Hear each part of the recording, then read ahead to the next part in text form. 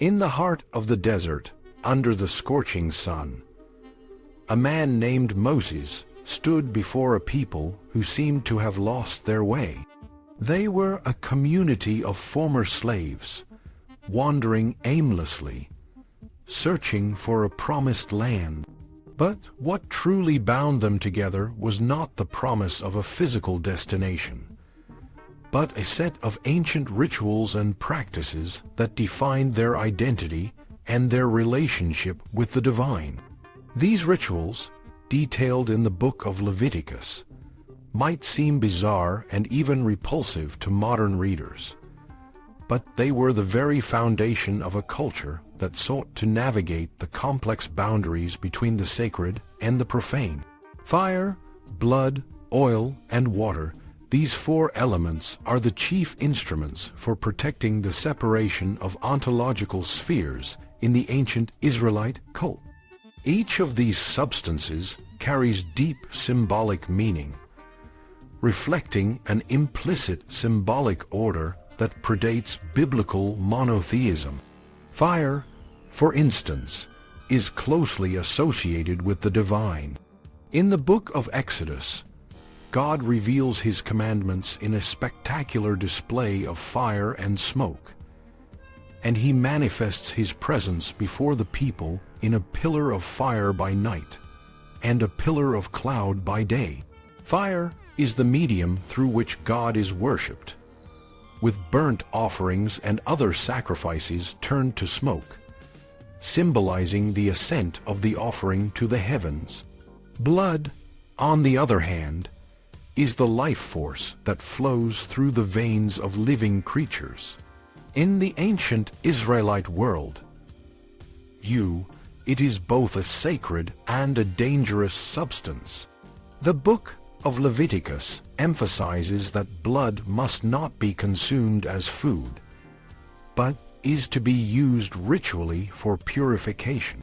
Priests would sprinkle, cast, or smear blood in specific ways during sanctuary rites to cleanse and purify. This ritual use of blood reflects the belief that it has a purgative virtue, capable of removing impurities and restoring holiness. Oil, specifically olive oil, has a more quotidian and social significance. In ancient culture, oil was used for anointing, a practice that symbolized dedication and consecration. A traveler might rub himself with oil after washing away the dust of the road, and oil was used to anoint kings and priests, marking their transition into roles of leadership and service. In the cult, oil is used for dedication and consecration, symbolizing the transition of an object or person into a holy state. Water, the final element, is a universal symbol of purification. Its efficacy in cleansing is self-evident and widely recognized.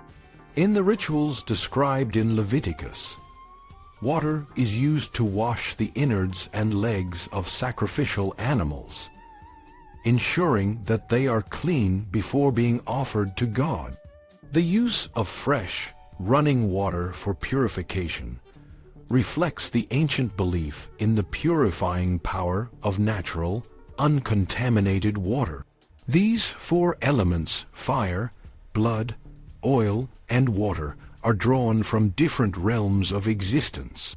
Fire is linked to the divine, blood to the living, oil to the social and political, and water to the natural.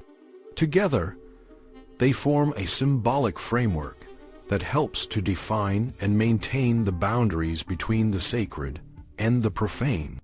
The rituals involving these elements are not just acts of worship, but are also a means of protecting the community from the inchot, the chaotic forces that threaten to disrupt the order of the world.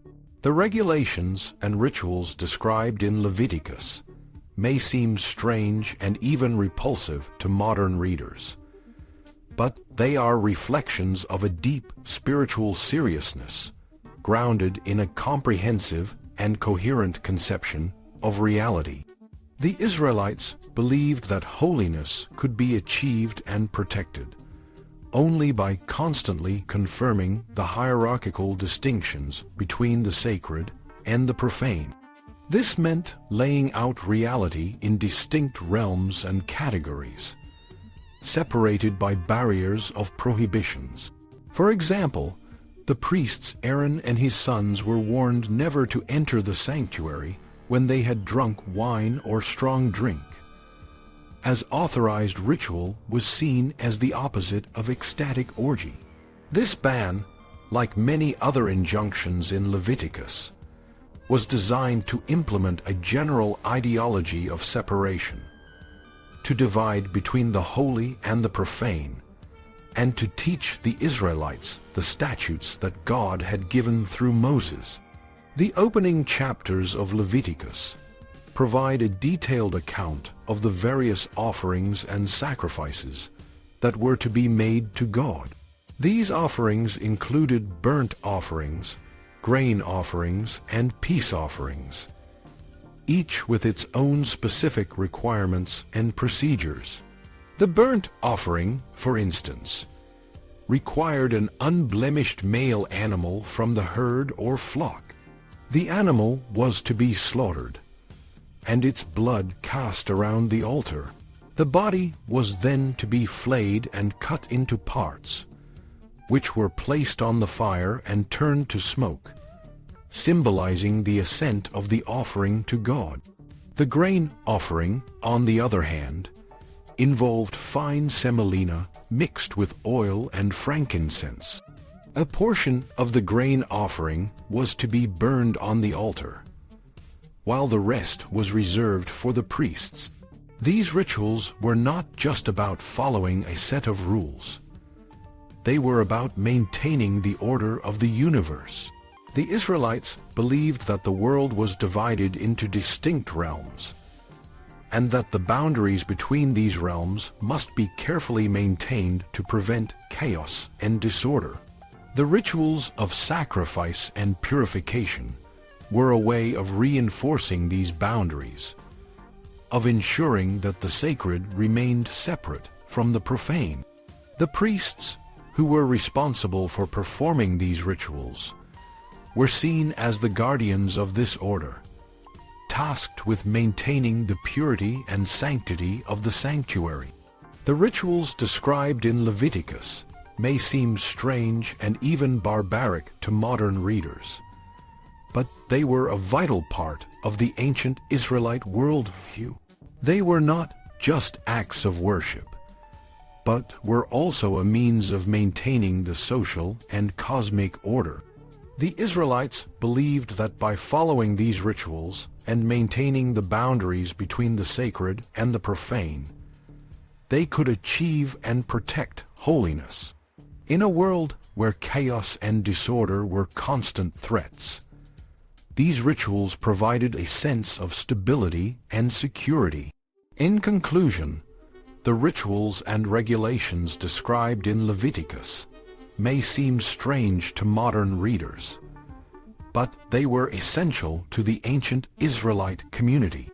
They were not just acts of worship, but were also a means of maintaining the order of the universe. The use of fire, blood, oil, and water in these rituals reflects a deep symbolic order that helped to define and protect the boundaries between the sacred and the profane. These rituals were a way of reinforcing the hierarchical distinctions that were believed to be essential for achieving and maintaining holiness. While the practices described in Leviticus may no longer be relevant to modern life, they remain a testament to the deep spiritual seriousness of the ancient Israelites and their commitment to maintaining the order of the world.